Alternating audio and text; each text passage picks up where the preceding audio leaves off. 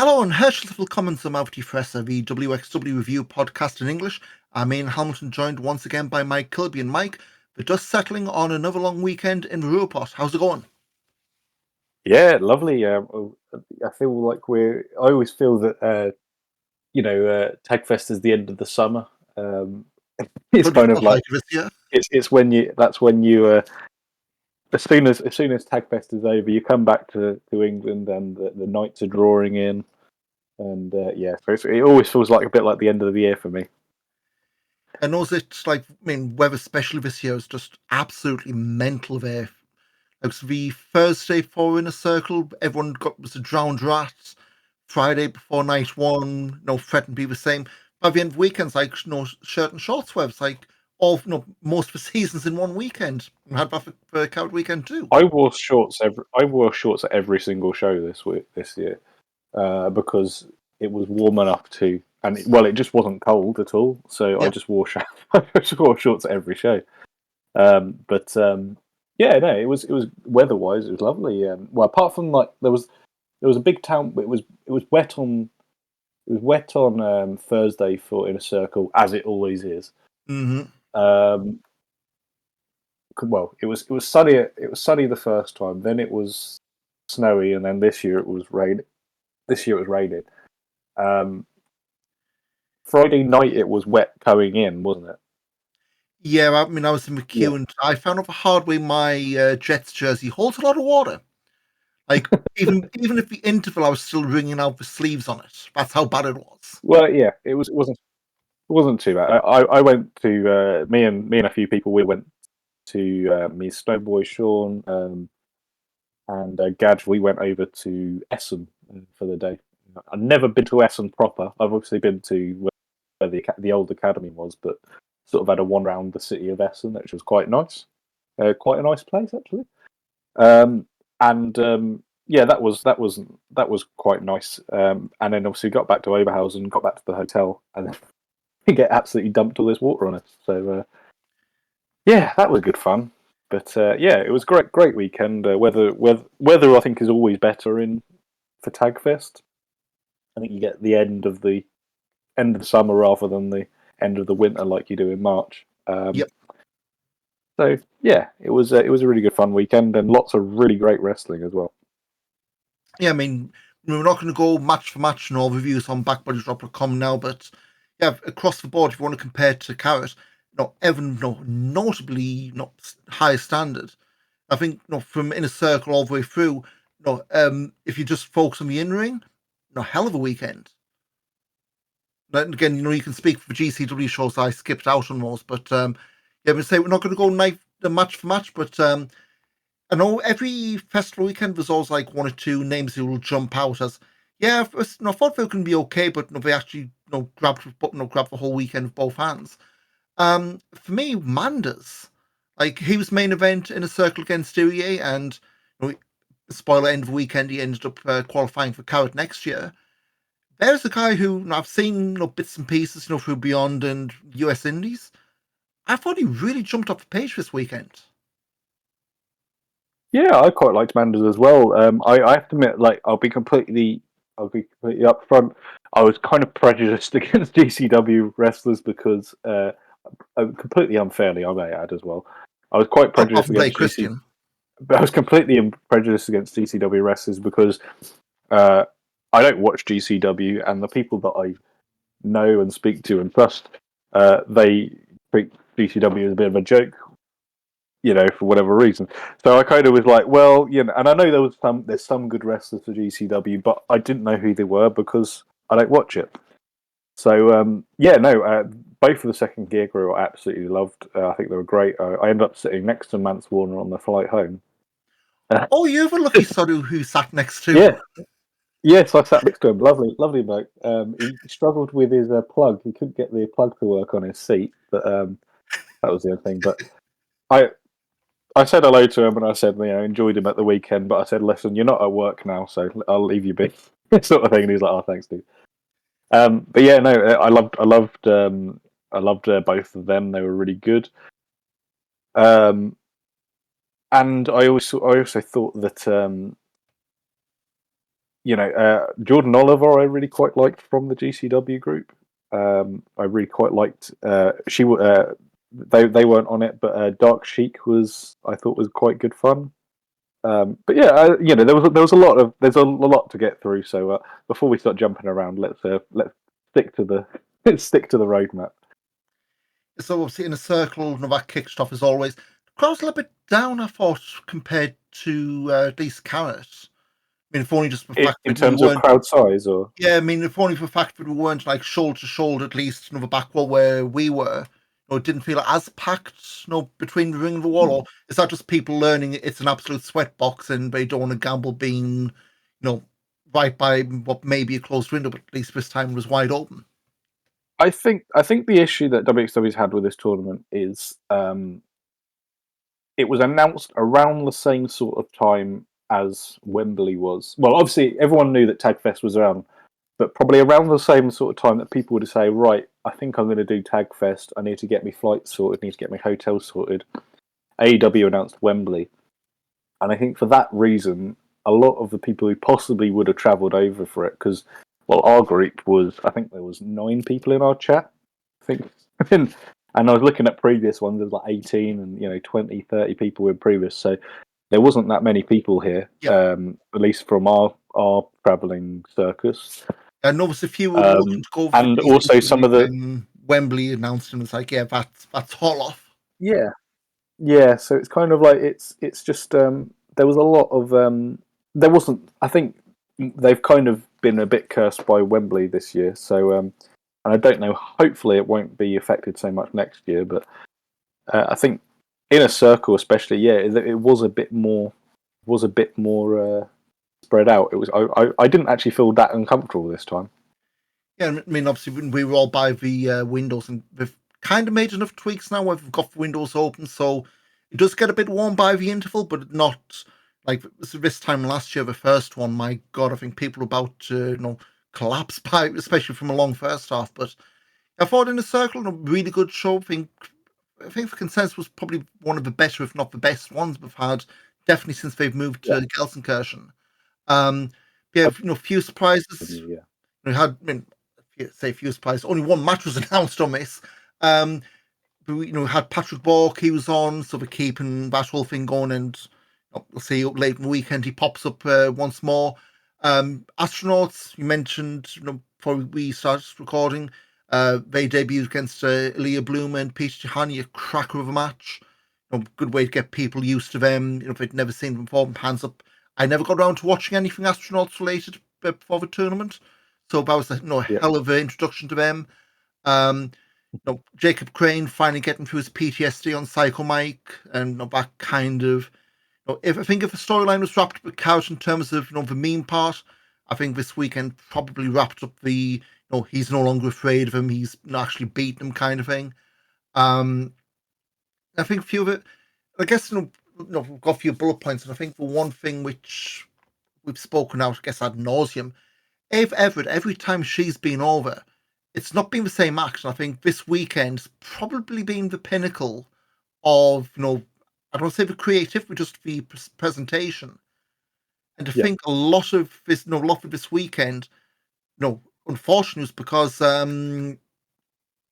Becca dropped out with a knee injury.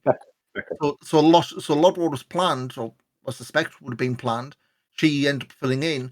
And you just have that whole presentation, obviously not in a circle, but the multiple shows at Turbine Hall, the shirtless security guy, the music was way better than any replacement theme Martinez had, people found on Spotify by the end of the first night, I believe, and it's been everyone's mind since. I think the whole presentation of Ava Everett, Jacob Crane, Aaron Rock, from the whole Y2 Cuties group, I think that's been maybe the big takeaway of, it's like how the indies used to be. You'd have a character, you'd get to a point where it's like, okay, I've seen you, go away, you'd come back maybe slightly refreshed. I think that's, we've said this in the past, Ava's come back multiple times. The same core character, but it's not been the same act. There's always been something added onto it. It makes sense. And it's always improved as well. Not to say any of it ever is particularly Well, I think her first trip over that was obviously Carat 22, wasn't it? I feel she kind of was just there. We're like, oh, okay, well, this is somebody who's turned up. Because you do get people who just turn up for these weekends, don't you? But yeah, I think she doesn't take. I think the thing about Ava Everett, and say we always end up singing her praises after these weekends, but I don't think she doesn't take the German fan for granted. And I think if you come to WXW and you phone it in, or you kind of rest on your laurels, doesn't necessarily always go over too well. Yeah, Whereas Ava Everett, I think this is basically always her. This has to be her biggest win. This must be the place she's presented more than anywhere else, surely, at this point. yeah. I mean, I don't. I'm looking through a cage match, and when I was looking early today, and I was stunned. I think it's only TNT in Liverpool has had her in the UK, and I'm amazed. Like Well, small. yeah, I know she's not worked in Britain, but surely in America, like, there's not anybody else kind of Um, pushing her like this, really, is there? Not really. So Limitless, she had this group. I say had like past tense. Similar kind of group called Art with Aaron Rorkin, but Yeah, AR, yeah, the T, yeah, but I mean it's the kind of thing like I've been following her since early days with Anthony Green when she was Platinum Honeys. yeah, So there's a massive repackage from that to where she's now, and it's not been like I've gone away for a month, I come back, and it's massively refreshed character. It's been iterative, and yeah, there's been the big refresh. I think it would have been during COVID where um I think it's a tag partner stopped wrestling or as much to what we have now. yeah. Yeah, I'm looking now. Early COVID tag team for Davey and the girls, who then now what do you have with Art slash Y2Q. So that whole thing, yeah, definitely WXW has been the place where the big refresh has been. Now I'm just Yeah, looking through. I mean, heck, just from the cage match, you're looking at the Chaos it's run one of last these things. year. I bet she probably wishes she could be here all the time. I think really, I mean, in I terms bet of she recent wishes. bookings, I mean, I'm looking like this time last year she had September, no, Tag Festival weekend last year through the end of October. Then that was pretty much every weekend WXW ran. Then you're looking limitless end of October, nothing till New Year's Eve weekend. Again, that could easily be injury. I don't I know. think the beautiful thing about Ava though is Ava in WXW is that even when she's not there, she's still a part of it. Yeah, Whether she's sending something in or they sometimes whack a quick promo on the Instagram. Even if she's not there for 2 months, she pops in and she's in and out character. Sort of a bit like what Kelly and AJ were for a bit, weren't they? yeah. Um, they're still a part of the WXW ecosystem, if we sort of say that way. So like that for that reasons, like I think that's why I think she's so. I think she just gets WXW and what it means really, and what it means to wrestle there. And I think I think if she moved to Europe full time, she could. She'd probably be in an excellent place, and I dare say she'd probably be one of Europe's best workers. To be completely honest. Oh, absolutely. I mean, almost like Yeah, the they're term male age or female, overused. not even separated there. She'd probably be one of the most professional, excellent workers I think we'd have in male or female, genuinely. Was it? I'm trying to think. Was it Shortcut to the Top this year? There was one show she came back on this year of WXW, and I'm frantically scrolling through to see where it was. Where it's like her gear got lost in transit, Yes, so she she did. had to go to. And it's an old house and show because I remember them saying this was like results for H&M or TJ Maxx run. And it's like Yeah, if you hadn't said that, you would not have noticed. I'm not saying that her normal gear is too casual that kind of thing, but the fact that you've managed to cultivate a character where even airlines screwing up your luggage and other guys this week have the same problem. yeah. No, Unfortunately, yeah. yeah, where but your entire gear being lost in transit or delayed in transit, and you can go to hit the high street. get new gear and not look out of place. I mean, we've seen guys who lost the game, have had to borrow somebody's trunks and boots, and it kind of hobble along looking okay. But yeah, I think that's just a testament to the fact that the couch is developed and cultivated. Like I say, I mean, I think we said earlier, apart from maybe TNT and I think Resurgence, she's done very little in the UK. A lot of this has just That's been, baffling. yeah. I mean, I say amazed, and this isn't a shot at Rev Pro. I'm amazed Rev Pro haven't at least taken a look. I'm more surprised Eve haven't taken a look. Bear in mind that's Well, I'll be honest. We laugh at that. I'm surprised Progress haven't taken a look. Like she's got the sort of character that for every negative thing you can say about Progress, and there's a lot you can say about Progress. They have the setup at all of their shows where they could make Ava Everett look very good. Yep. In the sense of, say, jokes aside about how Progress is, they could make Ava Everett look good, and also they've got previous of presenting WXW. Only just this past month, Lawrence Roman did Progress with the Shotgun title. So there's no reason why they can't do Ava Everett with a WXW Women's title defense at the I mean, Ballroom or in I Sheffield. know we're probably going massively off track, but I would wager, like, we were there when they had the big run of Maggot, and it's maybe me putting two and two together and getting Oh, five. 100% she would be popular. She would be Carrot, popular with. Carrot last year, the two fellas who are on Progress now were at Carrot 2022. I know that because they were in the same hotel I was in. And that's when, a few months later, you had like your Maggots coming over, the four-way they had for Strong Style. I've not Yeah. seen them If at they any were of the here shows. this weekend, if they But were if they here this were, weekend, they would have.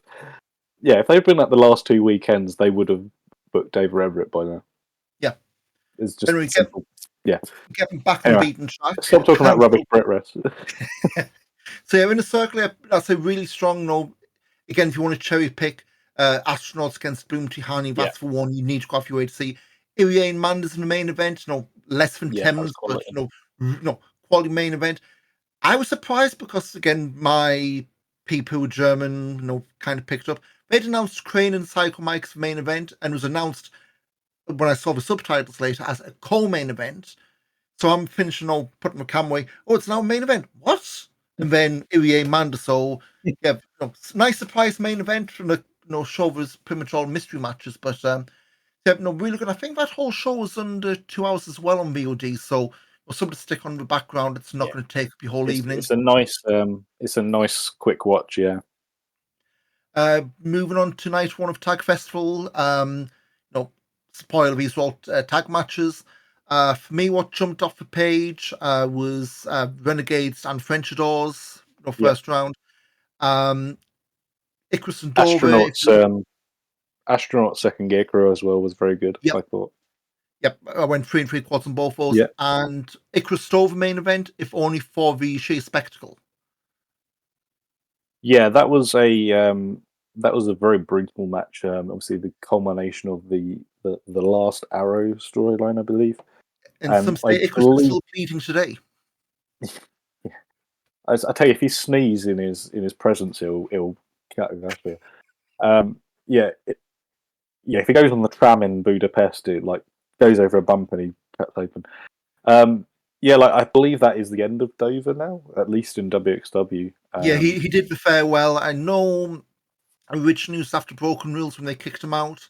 There's talk that was the farewell, but at least he's been able to say farewell. That bit wasn't shown on the VOD for obvious reasons, so I guess it's leaving the door open. But for all intents and purposes, that was Dover done. Yeah.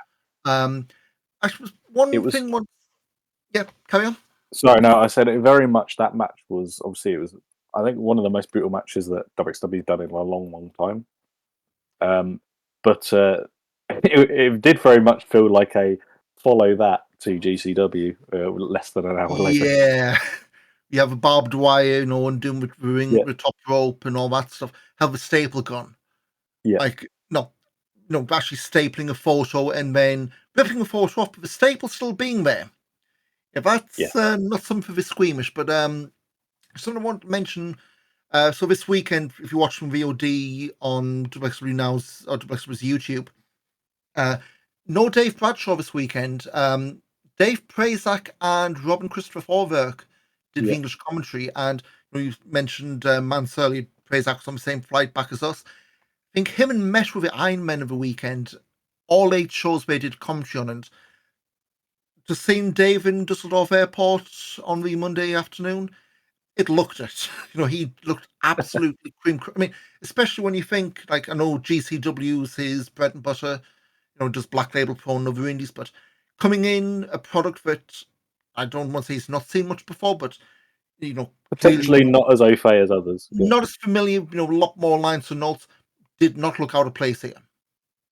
And also leading a commentator who's not that experienced as well in Forwerk. I mean, admittedly, Forwerk was working a character, but he obviously he did also lead him very well. Sort of as he didn't. Obviously, I don't listen to German feeds. I would not be stunned if this was Forwerk's not first. Definitely in English. I've not heard him do English commentary before. But Yeah. if this was like his first gig, I mean, hell, we said this when they put Mesh on the English feed. WXW, they've got a long record of finding bilingual German English speakers who Yeah. fit the job like a glove, and that lineage continues. Yeah, it was all. Yeah, I thought the commentary was very good. Well, it was. I think the at least in terms of the English commentary, obviously not touched the German, but yeah, I thought Dave Prazak was obviously very good at it anyway, and I thought Robin held his own certainly very well as well. What did you think of the change of the tournament format? So obviously the big deal when we last recorded was, it's not going to be round robin. It's 12 teams into 6 into a elimination three-way. We didn't get a lot. I think we spoke over weekend. When you do a 4-team round robin thing, there's only so many permutations you can come up with before you hit the same beats. What do you think of the tournament format in general? Like, especially with being like a blind draw. Well, it was a bit like it was kind of a return to the format of 2019, wasn't it? It was the return to that format. Admittedly, with less, it was less of a mess because there was less import teams. I think they worked out that if you are going to do, was it 12 teams? 12 teams this year, yeah. 12, yeah. If you're going to do 12 teams, you need to have enough that are local. Enough that are local that if some you leave less opportunities for things to get messed up, basically, don't you? Yeah, I thought I quite liked the format. It kind of meant that there was less tournament matches, which I have to admit, I say probably not the right way to think about these weekenders, but I always feel that the most exciting thing around these weekenders are the other stuff. It's not necessarily the tournament isn't always the be all and end all of the weekends. I think by night 3, it could kind of wear down, like, and also night 3s in the past where we've had all the final block matches and the finals. Like, there's maybe future tags, whereas at least this year, after night 1, there's a lot more variety in them. Of course, night 1 was all going to be all tags, but going through a lot of local teams, and this is probably going to get me some stick from a few folks. Was it made massive love felt massively overshadowed? Not just in their match with Rourke and Everett, but the acts on that weekend, like we did the big musical entrance, the almost like the stained glass window cartoon entrance. To me, it just didn't seem to click, and I don't know whether it was a case of me personally. I still think can't for me, smile happy yearn, or whether the act itself just has that stink of the Norman Harris feud, which just never seemed to end earlier this year. it's very well. Like, I think first of all, it showed up Lavagnol as Yearn's actually is the charismatic and is the charismatic person of the pair. It completely showed him up. Everyone seemed to be more. Yeah, Lavagnol was sort of just standing at the side, kind of going, yeah. Yearn obviously is the worker in the group, and he has a style which is maybe not to say not he's not always been the most popular wrestler in Oberhausen. I think that's kind of the Yeah, way we say, because he works he basically works like Batista, and obviously Oberhausen loves their work rate. and body And slams. yeah, but they know what they like, and I don't always think Jörn is the epitome of what Oberhausen likes, rightly or wrongly. But yeah, I think the issue is that there was at least three, I'd say, comedy teams. I don't say not so saying. Well, I think Y2Ks we can consider a comedy team. Maggot and Psycho Mike, comedy team. Massive Love, also a bit of a comedy team. So Hector and there was Cash just two, maybe as well. yeah. Oh, sorry. Obviously, sorry. Of course. Yeah. So four comedy teams out of 12. And we put them One both was all against each other in the first round yeah. as well. One of them is obviously going to flounder, aren't they? And it seems like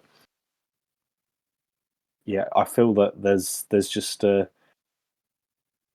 you're quite right. Yeah, you're quite right in the sense that they're saying overshadowed by Y2Cuties, because how do you not be overshadowed by it? Because like the entrance for Y2Cuties was like extravagant. They've kind of got the look all outdone, the characters all done. I think they've got an excellent straight man in Jacob Crane. Like, just I think the thing, and it does come over the weekend, is that massive love. I think they're kind of just like, well, we had a good go. there wasn't. It They just didn't wasn't to really be. seem. Yeah, it wasn't to be. So it's kind of like, weren't really. I felt a bit of a shoehorned team to whack in there, really, and I'm just glad it wasn't. I kind of not saying I'm glad it wasn't, but I kind of wonder how different it would have been if they'd maybe done Metahan and Rambo as a team instead of Massive Love. Yeah.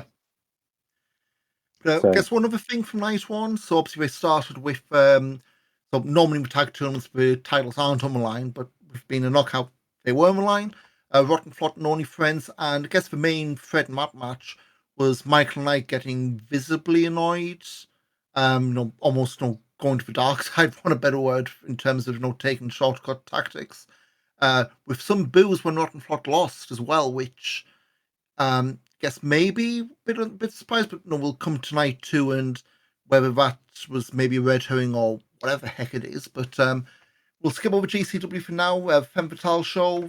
There's another show that had like a few changes, I would say. So what was it? So originally it was going to be Hyan against Becca. Becca dropped out with an injury. Charlie Morgan came in.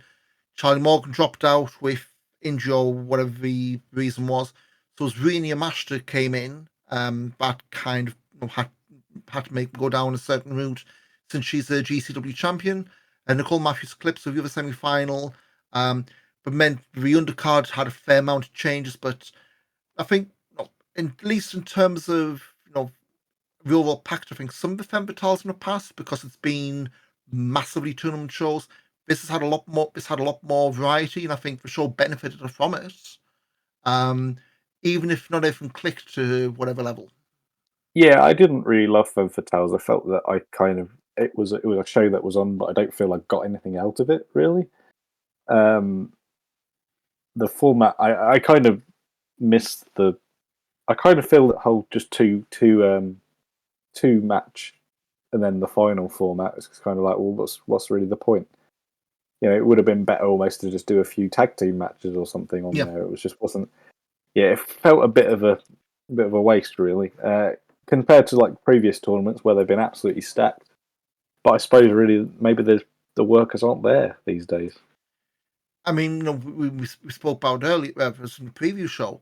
You're looking at the field they ended up with the tournament. No German representation. Not to No, dig all that up again. Looking at the entire card. Baby Allison was the only German wrestler on the whole Femme Fatale show. You had Hein, obviously American, Yamashita from Japan, and Nicole Matthews Canada, Calypso France, Baby Allison Japan, Germany, Michelle Green Switzerland, Anita Vaughan from Ireland, Eva Klaski from Hungary, Regina Rosendahl from saying Finland, and I've got that wrong. I'm going to get shouted at, but hey ho. Julia from Holland, obviously Ava and Devlin McCarb from the US. So very international, but also maybe another sign of the German scene being not quite where people would want it to be. It's not quite where we hoped it would be. Yeah, yeah. I think there was, but there's not. I watched a fair bit of German indies, but there's just not really anybody there these days. It's a real empty scene in Germany, at least. And I think Baby Allison is the pick of the whole scene really at this point. So again, I think from the Femme show, maybe the too much from Nicole Matthews, at least for ones I would pick out. Yeah, and I think we didn't mention this on the Inner Circle, but I think Julia, I mean, was my first exposure to her, at least live. We've got something in it, but I think we need to be very careful in how. We don't want to do the whole overexposed thing like we've seen countless times. New prospect, put them on everywhere, and then they burn out quick. But yeah, I think she's obviously from Holland. She's done lots of PWH over there, so name to keep an eye on, but not. She's very, very highly thought of by the Dutch people I follow. Yeah. they kind of have her pinned as a bit of a hope, I think, for Dutch wrestling. I think yeah, that's completely fair. I think there's a lot of potential, I think, in there anyway. Fingers crossed. We're not cursing or anything like that because yeah, it's been a while since we've had a big hope from the European scene. It's Hopefully she doesn't run off like Orshi. Yeah, that's a debate for another day or another podcast. That's one that was it. Anniversary last year. She had the big win over Dry Screen, then stuff happened. But yeah. So move on. Night 2 of Tag Festival. So this one was the semi-final. So 3 semi-finals and a bunch of other stuff on the undercard. Me, 2 matches. You absolutely need to see. Peach Tahani, Axel Tischer, the final of the best of 5 series, and they called for Party Catch. Now, I think put in the review, whenever you hear Tommy on these weekends go, these festival weekends, our matchmakers can put some unusual combinations together. Get your ass down in the seat, something special is going to happen, and my God, that trio's and it's usually the French adores. Yeah. Don't know what we're going to do now, but maybe opposite sides. Ares, Latigo, Mike D against Senza Volto, Igel Blanc, and Gringo Loco. Holy hell! I mean, there's only one way to say this was batshit. Yeah, Sorry, it was Mike D with the French doors, not Gringo Loco. But yeah, I thought that it was one of the. I actually think it was one of the best mad sort of Lucha 6-mans they've done in a long time. I liked the one at Carat, but I thought this one was better. It was excellent sort of voice. Gringo Loco, I feel like he's already booked his ticket to Carat. Yeah. So were you? I know we're jumping ahead a bit. Did you see? I think it was Gringo Loco and Joey Janela before night 3. So we did a quick turnaround. I didn't confuse them, no. No. So before night, so between Wheel of Wrestling and night 3, obviously it's like a very quick turnaround. And went out, queued us, and people like maybe 10 minutes after everyone had left, so it was proper queuing time. Brett Lordsdale, GCW, Gringo Loco, and Joey Janela rock up trying to get in the building. And you just if you didn't know if there were anyone special, the fact the crowd chanting, ole, ole, ole, Gringo Loco at them would kind of tell you. And Janela, and I'd say not getting anything but definitely overshadowed by Gringo. I would be stunned if he wasn't part of Carat, but at the same point, the thing you've got to remember is he also has AEW / Ring of Honor commitments. So that might be the kind of thing where if he's announced, it's a last minute thing in case Tony Khan decides, you know what Ring of Honor needs?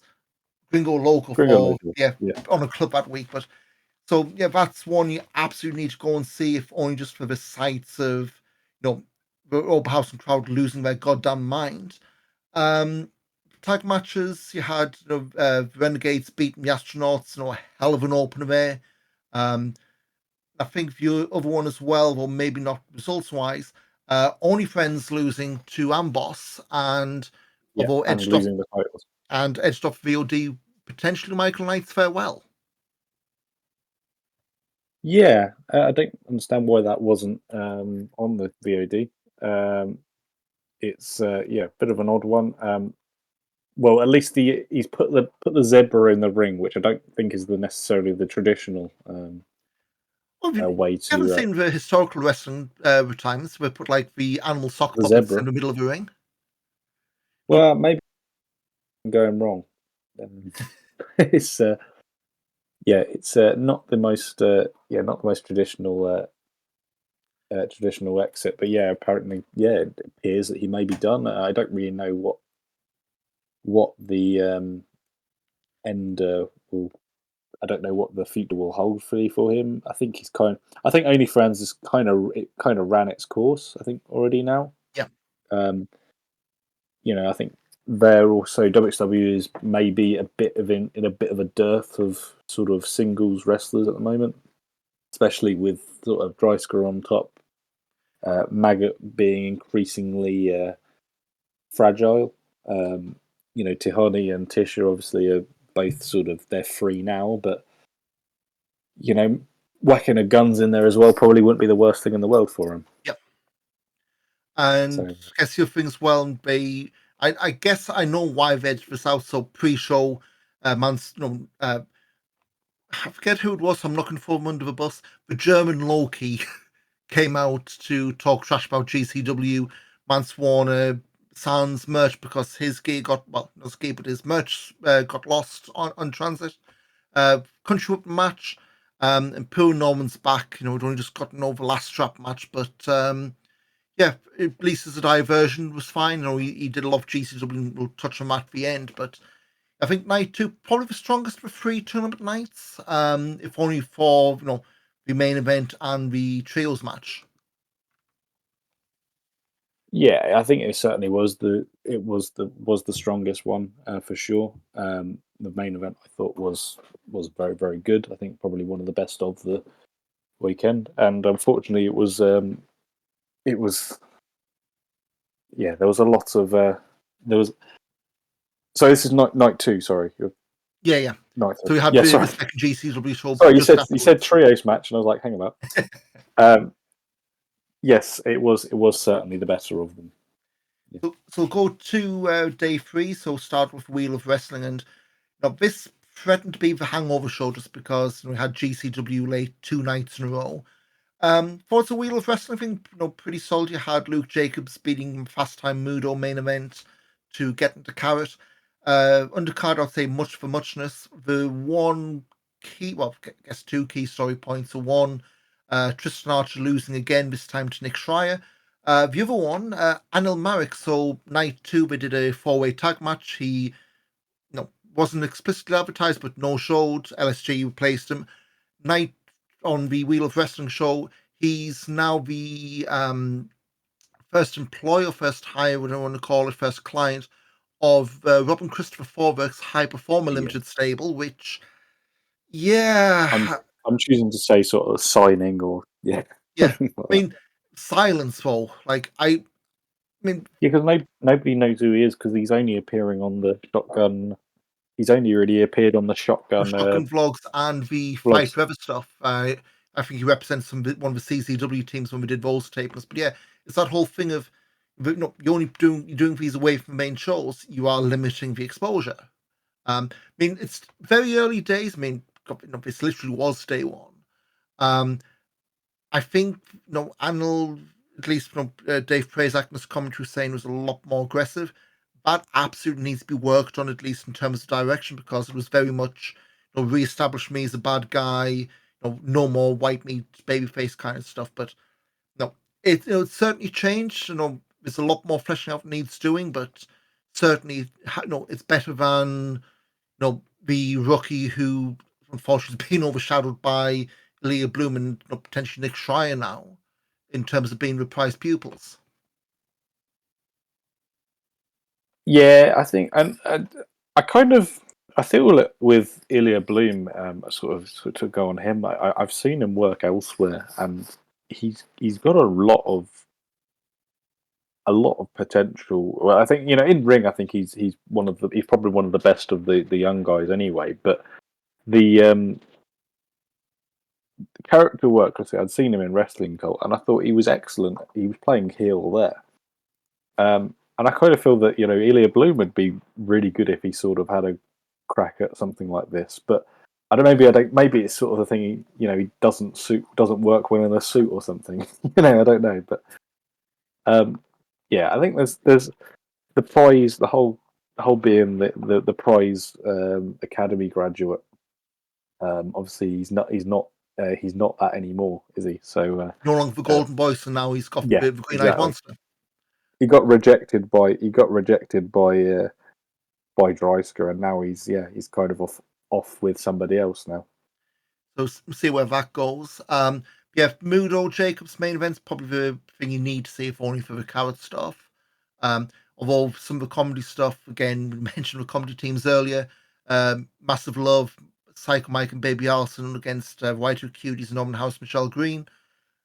I think that was largely fine with the pre-match stuff with the protein powder and what's the description on the YouTube upload? Psycho Mike makes ref horny or something like that, which yeah, a far cry from the Lost in days translation, possibly. Yeah, a far cry from the days of Jeremy Graves, dancing around saying the name "pretty bastards." Let's just put it like that. But that was the potential hangover show. No, wasn't as bad as it perhaps could have been with some of the names working late, but yeah, and also I believe the lightest crowd of the weekend, which it is what it is. It usually is. It usually is. especially though with the fact that they had they were up until 1 a.m. the night 2-3 in the before. morning. Yeah, so then start off night 3 again.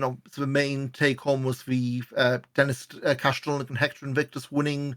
So it's an elimination freeway. Robert Dreisker pinned Irie early on, and not Irie afterwards when I don't deserve a rematch. Robert's pinned me again. But in the end, Dulnick and Hector pinned Dreisker and Lawrence Roman. So Cash and Hector and Cash, whichever way you want to do the Comic Sans entrance video. One tag festival. They are the new tag team champions. And they only just came back at Shortcut at the top. So while you could maybe argue the through storyline's been going since before it's been planned for a long time.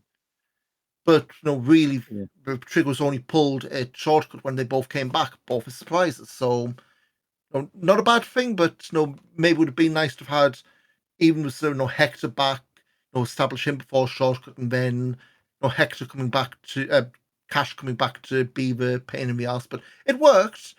This is me just nitpicking like I always do. But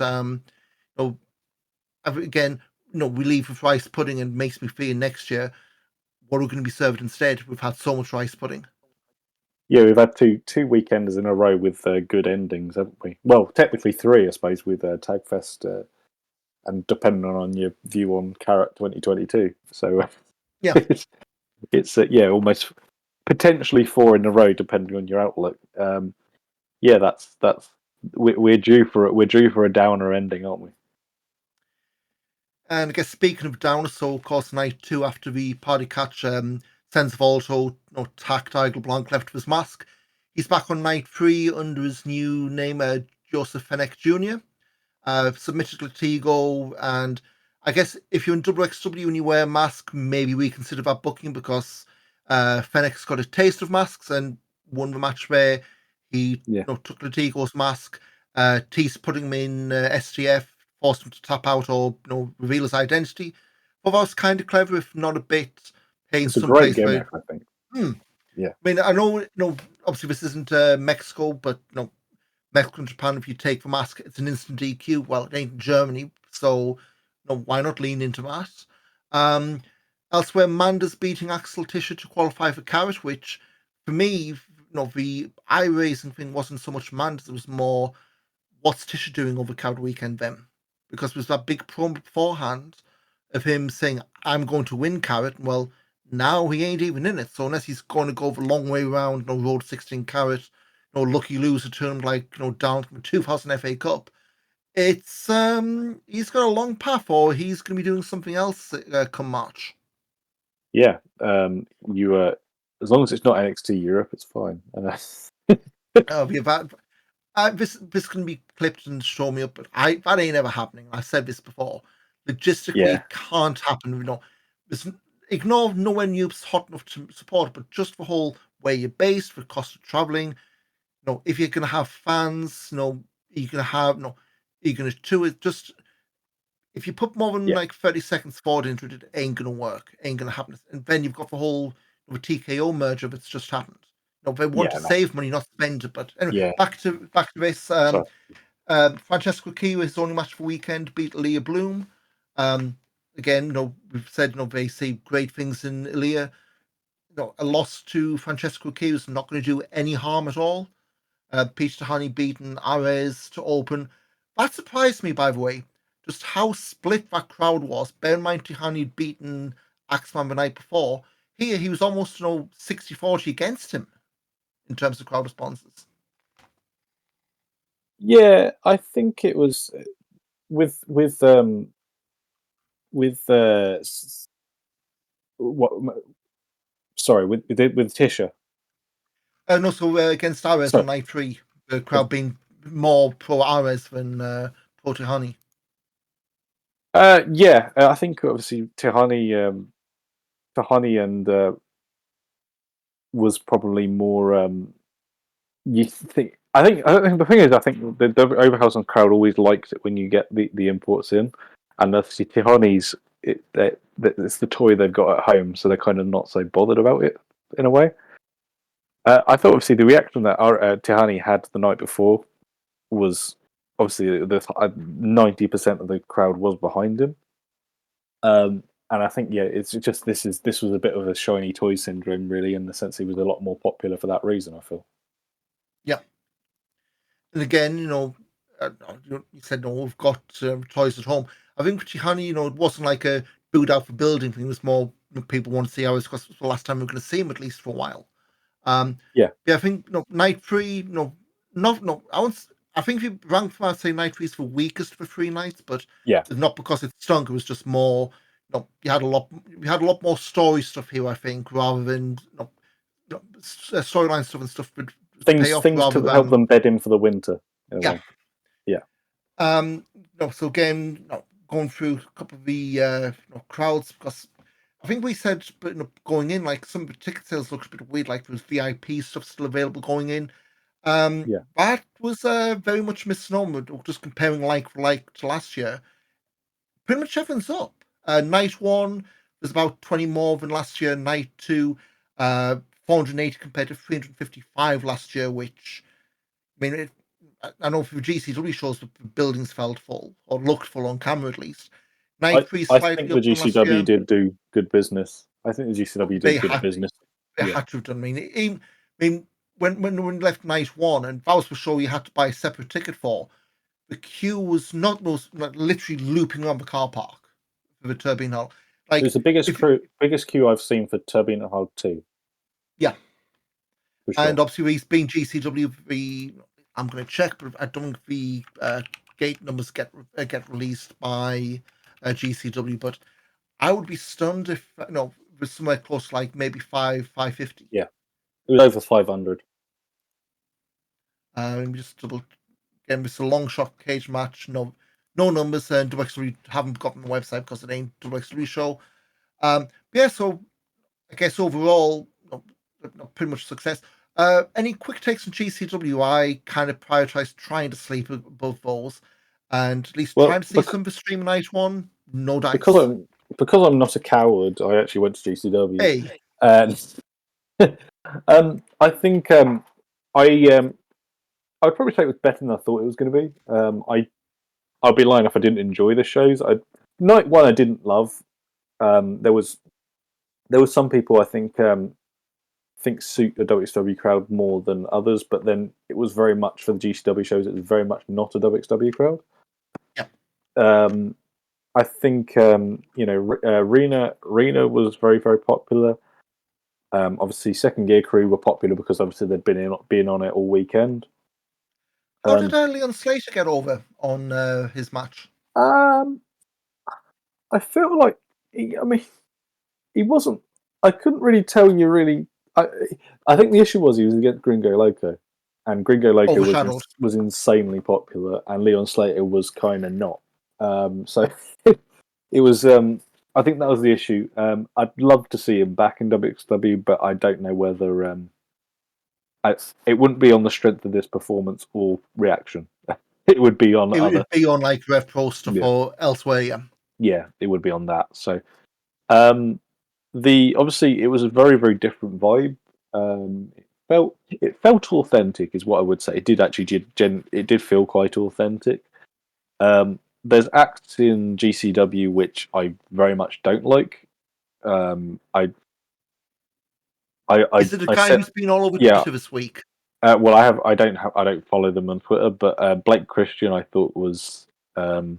I mentioned earlier about somebody coming over to WXW and taking an audience for granted, or not not pulling their weight. And Blake Christian's one of the. It just has to be basically the epitome of that. I don't really know who he is or what he's done elsewhere, but I think he just he just came to phone it in. He facing probably the two best workers in WXW, at least sort of in terms of work rate, Tisha and Dirty Honey. Yeah. Tihani and Tisha, and getting dog shit out of both of them. Let's face it, absolute rubbish.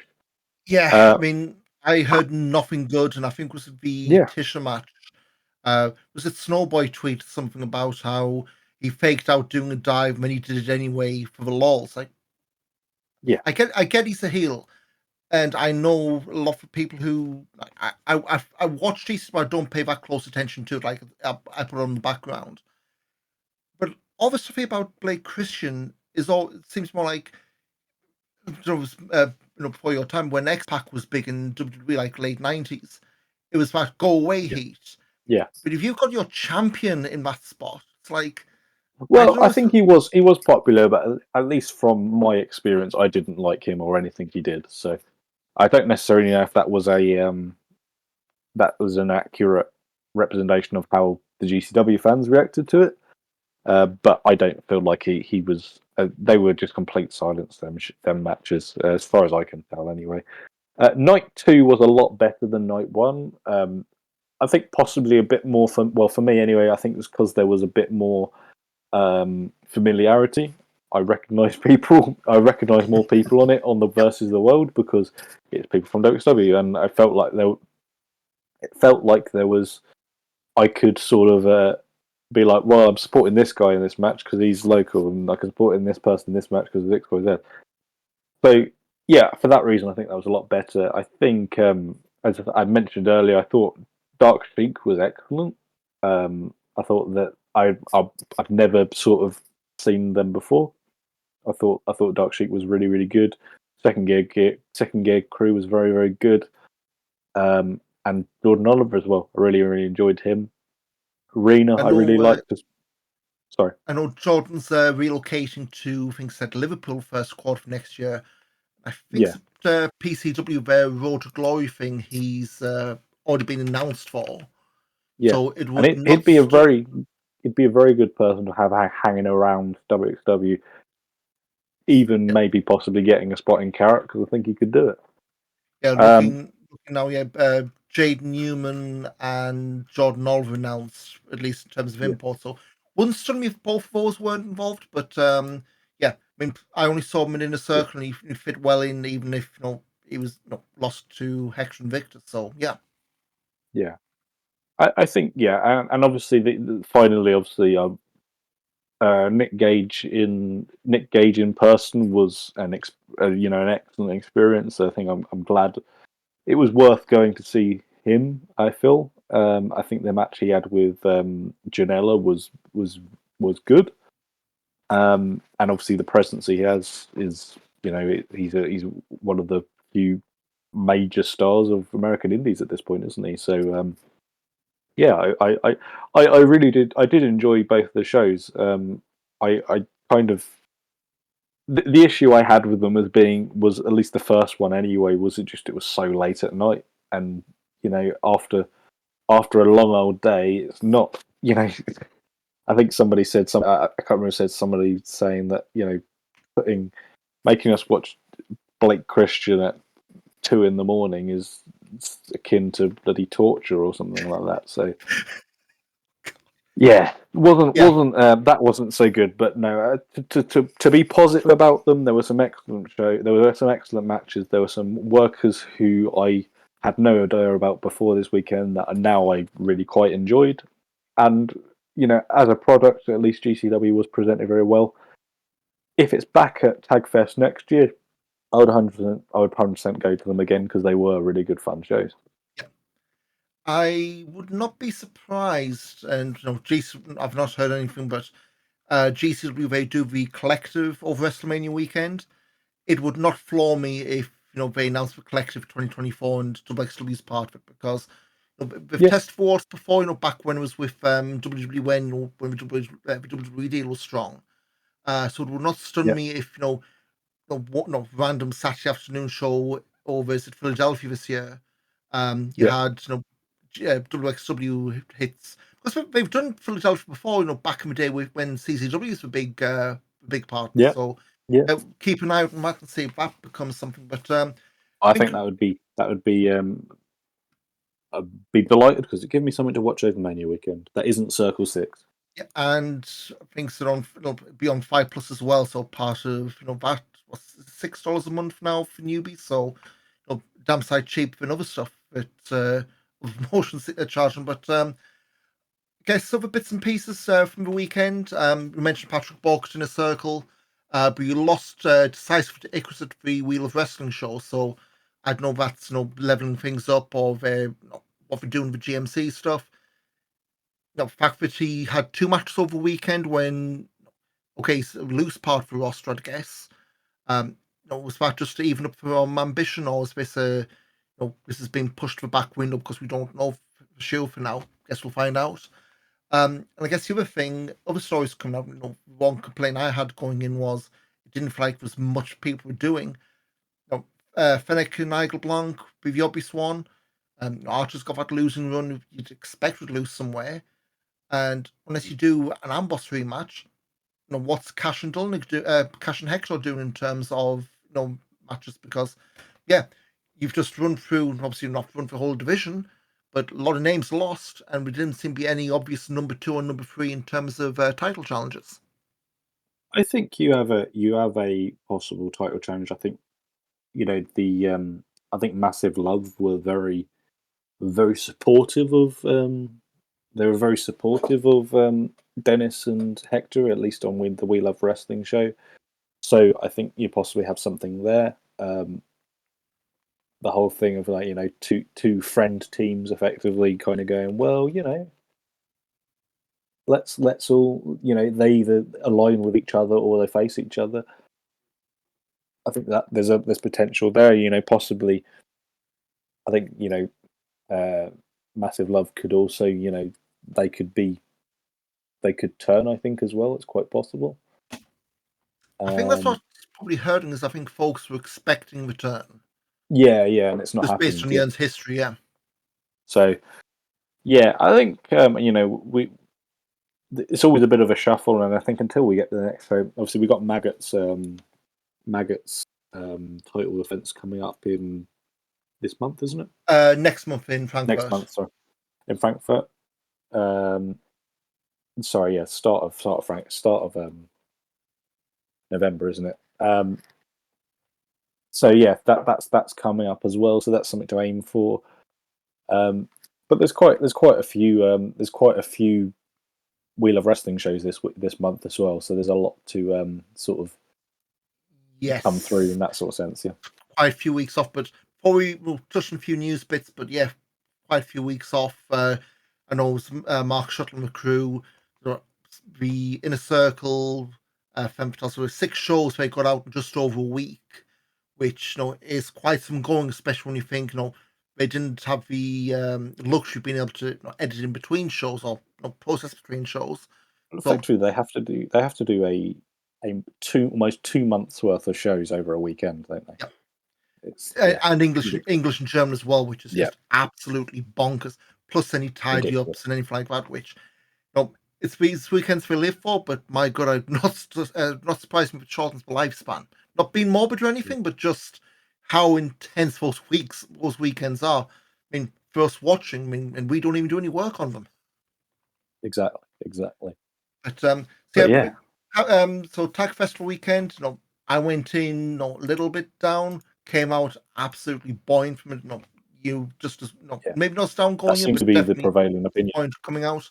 So yeah, you don't have to I watch the think I whole was a bit thing. down really because just there weren't as many people coming this time. Yeah.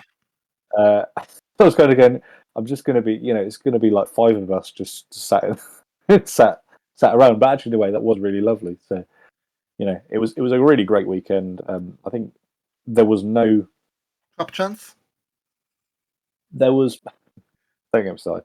There wasn't anything that was garbage. We're well away from the WWE influence now. It's lovely. So it's just great time to hop back on. I feel if you've been away, start maybe looking towards March. I think you're in for a cracking weekend. I mean, keep saying like directly now for the festival weekends, it's an absolute bargain. I mean, I'm just trying to find now if they advertise the price. It was what €6.99 or something like that. I'm desperately trying to find out where they actually show this on YouTube. Um, Membership.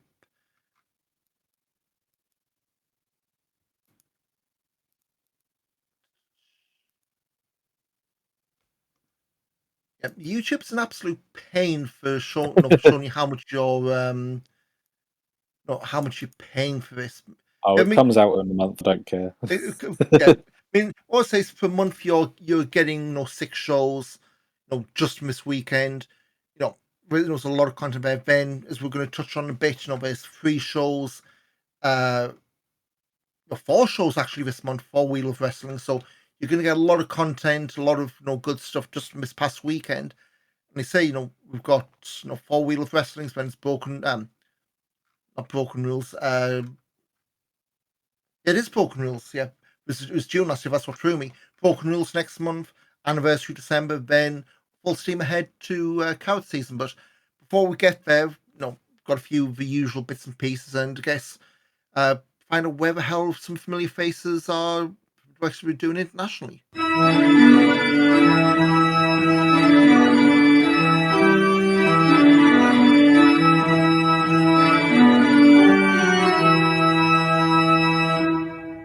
So a couple of names have cut back because obviously their international tours have ended, but Oscar Loiber still eating pins in New Japan. He's had a few singles matches lately, Togi Makabe, Satoshi Kojima and Tanari. He's been making noise about taking on Tomohiro Ishii, which you'd expect is going to go one way. At the moment, he's not on the card for Royal Quest 3 in London weekend after next, which surprises me. Thought that would have been an easy gimme, or at least as a having part for multi-man. That card isn't completely announced yet, but yeah, like I say, at this point, it'd be a very late add-on. Vinny Vortex / Tempesta, he's been out injured for a few weeks, just came back weekend before last. Lost a tag match in Shankiba First Ring Tokyo, then teamed with Tyson Maddox to lose to Yasufumi Nakanui and Yuya Aoki in Osaka. Meanwhile, Leighton Buzzard, while Tempesta's been out injured, he's been tagging with Endakara, formerly of WXW, and looks like Ender's relocated to Japan permanently. So, yeah, that's something which may be worth keeping an eye on. Most recently, Buzzard tagged with Hideyoshi Kamitani, another World Tag Team League entrant from 2017, to lose to the Astronauts. Hey, we've gone full circle, Mike. Can't get away from Tag Festival this weekend. I'm shocked the Astronauts weren't working Sakamoto and Akabayashi. They always are. Well, I Well, know Akabayashi retired now, but yeah. they flew back. It was a Monday and was straight back in action. So it's not. It's not Yeah. literally. Can't get enough of this stuff. So and then Norman Harris. Well, he's inspired this bit. He's going back to Canada next month with CWE. Going to be there from November 17th through the 26th, and working dates in places like Regina, Saskatoon, the fantastically named Medicine Hat, and Winnipeg. So Yep. if you're over in Canada, he's going to be terrorizing you again soon. Medicine Hat, a big. No, I know that from the NHL games. Yeah, what it's like a Moose. There's Moose Jaw is the other place that's Moose quite local. Jaw. Yeah, Yeah, some Thunder fantastic Bay. names in Canada. Yeah, Thunder Bay.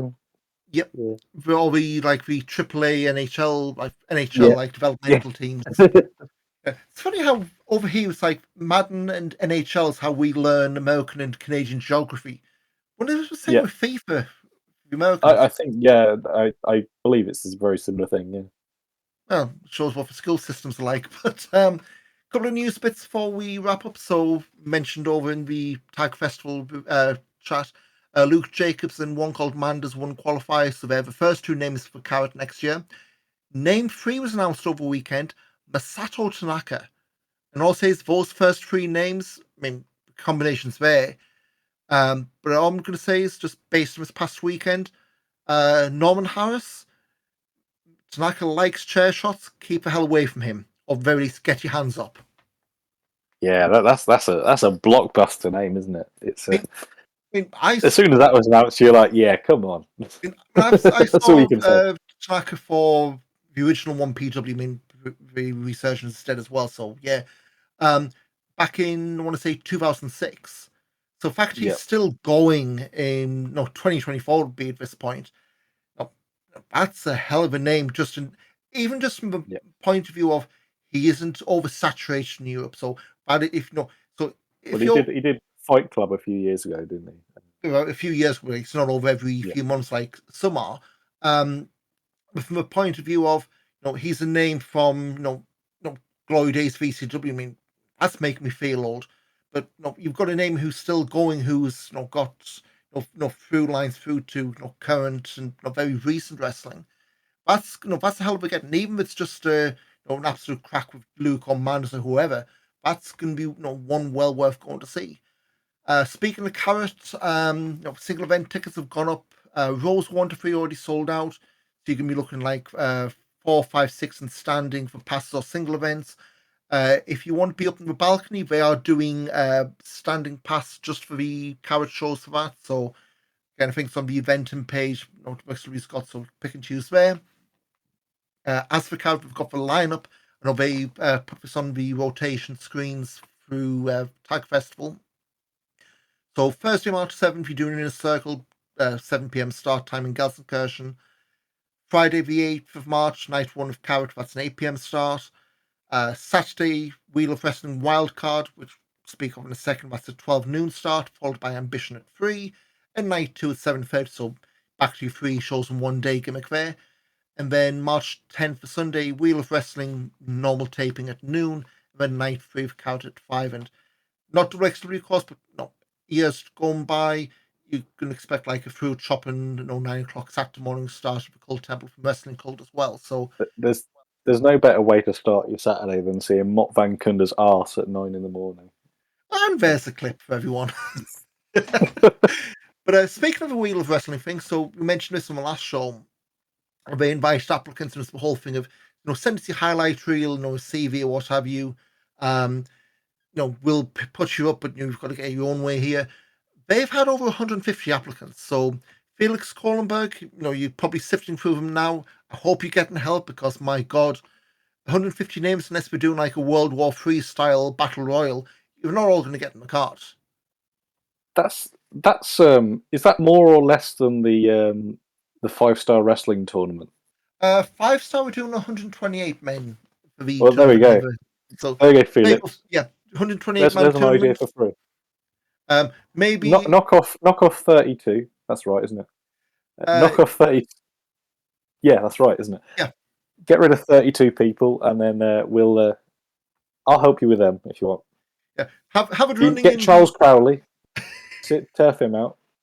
have it in the merch area. Have for Coward Weekends and Yeah. no Turbine Hall one. Have it run the whole weekend. Yes. Start it on the week beforehand, and then we'll it's fine. We'll be there. Sebastian Hackle's going to be increasing his appearance with the XW, so he had a comeback at Chocolate for Top. His first match back is going to be against Safari Mean at Broken Rules next month, and judging on angles they've shot, Axel Tischer's going to be the end point, and maybe that's what they're going to be doing over Carat weekend. Yeah, that. Yeah, You sound I excited. hadn't thought of that. Yeah, that looks like it could be a Carat thing, couldn't it? We're doing season 6. I think we spoke last time for 2024.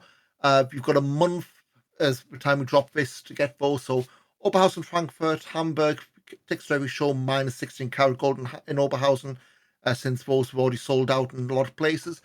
You're looking at €311 for standing, starting price, of course, for Oberhausen, 94 for standing in Frankfurt and Hamburg. That's 8 shows in Oberhausen, 3 Frankfurt and Hamburg. So if you want to, block book your 2024 in one lump sum, there you go. And finally, we're starting a bi-weekly show of the Academy in Gelsenkirchen, Wednesday Heat, starting, I guess, now as we're recording this.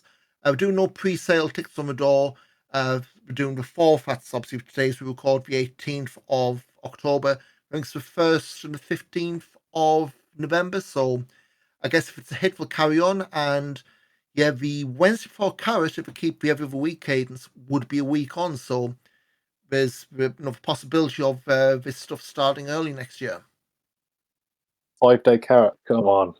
And we're going to do it with Catch Grand Prix before COVID intervened, so you never know. Yeah, exactly. So that's brief news bits, but a couple of upcoming shows, because I guess, hey, if we're not going to be taping stuff until late in the month, we're not going to be back until November. Show must go on. So this coming weekend with the Weerbus in Magdeburg, live event not being taped, Axel Tischer against Fast Time Mudo, Peter Hani and Shikahiro Irie against Robert Dreisker and Lawrence Roman, Baby Alson against Hyan. Same day, we're also going to be part of the Blacklist Festival of the Turbine Hall. Norman Harris, Patrick Bork, Icarus, Jörn Simmons, Levaniel, Ilya Bloom, and Anil Marek on a poster of that. So I guess if you're in Oberhausen and you're at the Blacklist Festival, you'll be seeing some familiar faces there, as they all seem to be this time of year. Next weeks before it basically makes tape again. So October 21st, Wheel of Wrestling 51 at the Forum in Bielefeld. And I don't think there's actually anything announced for this. No, I don't think there is anything announced yet. The only thing we've got is posts. So Ava Everett and Akane Fujita are going to be on those shows. Plus from the posts you have Deep F. Igel Blanc, Hyan, Lawrence Roman, Tristan Archer, Baby Allison, Robert Dreisker, Shikahiro Irie, Mike D, not Tristan Archer, Axel Tischer, and Maggot. No Castrol, no Hector Invictus for Bielefeld to notice, but again, I suppose the champions aren't in all the shows anyway, and that show is sold out. So I guess the card will be creeping up in the coming days. You'd hope. Following weekend, it's going to be another monster one for Mark and Co. 3 shows in this many days, all of them making tape. October 27th, Wheel of Wrestling 52. This was the one we were guessing. No, hey, if you guys missed the number, well, it turned out we had. Stadthalle and Limbach, Oberfrona. Dennis Dolnick, Hector Invictus, and Magd against Amboss, the only thing announced so far for that. Next day, for Stromberg and Dresden, Wheel of Wrestling 53. We've got a bit more of a card. Axel Tischer against Maggot. Dreisker Nicholas against Fast Time Mudo and Peter Honey. Nick Schreier against Jacob Crane, plus Dolnick and Hector defending the tag titles against returning Gullius brothers. Yeah. So that's a title defense one. Because Gullius wasn't on Tag Festival weekend. Like not even wasn't didn't even see him around. No. So Gullius, the other was Gullius brother. Yeah, Vilmos was around. Vilmos. So and then October 29th, Wheel of Wrestling 54, the Hellraiser in Leipzig. So Peter Hani, Max and Fast Time Mudo taking on Amboss is announced for that. So yeah, a mini Tag Festival weekend, 3 shows in as many days in 3 towns. So that's going to be quite the strain. Enjoy your time off because you're going to be put for test soon. November 4th, Wheel of Wrestling Live at the Huber Arena in Bad Sackingen. Lawrence Roman defending with shotgun title against Peter Tahani's there. Plus Ava Everett, Jacob Crane, and Alex Duke against Massive Love and your favourite Mike, Huber. Huber, yes. Don't know who that is, but it's a big bear. It's a big bear, yeah. There's a promotion in the Netherlands at the moment, which I believe is sort of run by Rico Bushido and Dragan. And they've got a wrestling bear mascot, and I'm a big fan of it for that reason. I love a bear mascot wrestling. No, nearly done. I'm just having to compose myself. I've got the Sunderland Watford game on in the background, and the start of the game they show like the close to the managers, and obviously get people in the crowds, unaware they're on camera. Just had a shot for Watford manager. You got this old fella sitting, front row in a wheelchair, licking his lips and rubbing his hands with glee. It's like, mate, that did not look the way you thought it was going to look. Very hot. So November, back to Wrestling Region, November 12th, Wheel of Wrestling Live at the Stadthalle in Saarburg. I think that just got announced. No matches of that, but again, like Christ, we're a month out.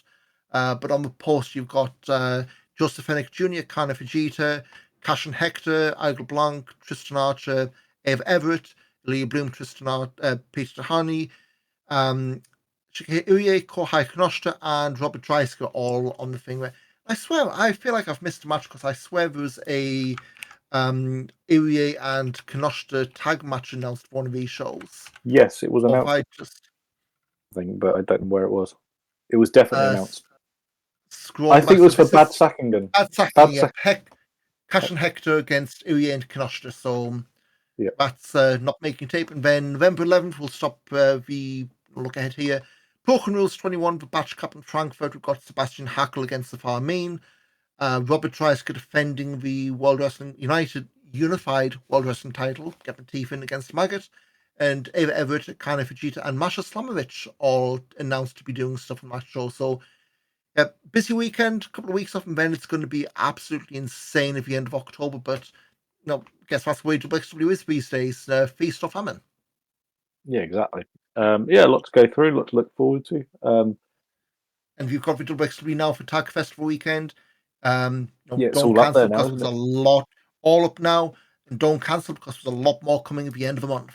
Exactly, I think the back cap show I think is going to be fascinating. I think I'd love it if they pulled the trigger on Maggot, especially in Hamburg. Sorry, in Frankfurt. Ooh, especially in Frankfurt. I think that's it would be great to see them pull the trigger on him finally. So see where that goes. Obviously, the next few shows, it's all had this on Wheel of Wrestling. It's the Amboss crew softening him up, so you're going to see stuff like that. But we'll see where this goes. But Mike, anything to plug? I know looking ahead, bit of an eye ahead to 2024, 16 Carat Gold and beyond. But anything to plug before No, we not head for out me. of here? I'm Mike Kilby on everything. Blue Sky, Thread. I don't use them, but I'm on there. None of them Twitter, will win. Instagram. I'm spreading my bets. I'm on all of them. You can follow me on there, and just chuck me a follow. I'll chat to you if you chat to me. As long as you're nice to me. Otherwise, you get blocked. You get blocked. At Ian Wrestling, Twitter, X, Instagram, Blue Sky, Thread, same thing. Websites at Big Back Body Drop on Twitter, at Back Body Drop on the rest. We couldn't get Back Body Drop on Twitter when we started years ago. One of those things, but that'll do. Mike, it's been a pleasure, and we'll be back likely November, given how much they're dropping. So take the next few weeks to watch Tag Festival if you haven't done so, and we will see you next month. Cheers. Cheers.